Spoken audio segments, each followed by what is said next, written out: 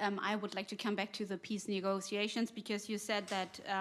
Turning to Ukraine, we all recognize that our security is deeply linked. And we are all working to bring the war against Ukraine to an end with a just and lasting peace. We welcome the ongoing efforts led by the United States to make this a reality. And I'm confident that these sustained efforts will eventually restore peace in Europe. Fourth row in the very center, interfax Ukraine.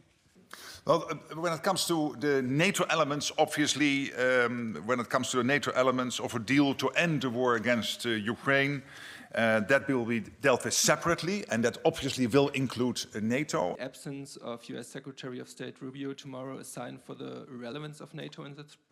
Marco Rubio is very much involved, of course, in all of this when it comes to ending the war in Ukraine. You've seen him chairing the meetings in Geneva and in Miami. I've been and the teams are in constant contact. I personally am in constant contact with him.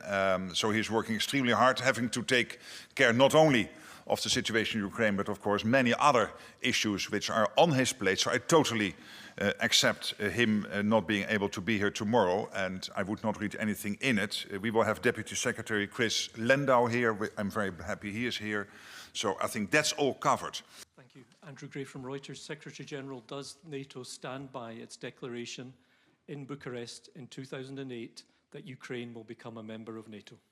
Ukraine clearly applied for membership, but we also know, as I said, and this is a statement of practicality and a statement of fact, that there is no unanimity within the alliance about Ukraine coming in the alliance. And that's one of the reasons when it comes to a future peace deal, we are discussing how, if not NATO membership, how we can make sure that Ukraine is protected in a way by itself, but also with help from others, so that the Russians will not try again.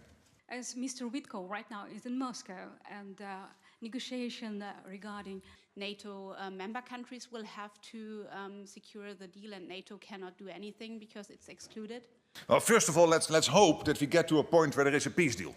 And at the moment, it is the Americans very much pushing for that, and I commend them, and we are closely coordinating with the Americans and being helpful wherever we can as NATO to get that peace deal done. And of course, they are, as you know, closely in discussions with Ukrainians. There are discussions today with the Russians. But again, the 28-point plan has moved on. That's clear, and I can assure you, when it comes to all aspects of a potential future peace deal on Ukraine, we are closely coordinating with the Americans. You mentioned that anything pertaining to NATO and the negotiations will be dealt with separately. Okay, thank you so very much. much. We'll see you tomorrow.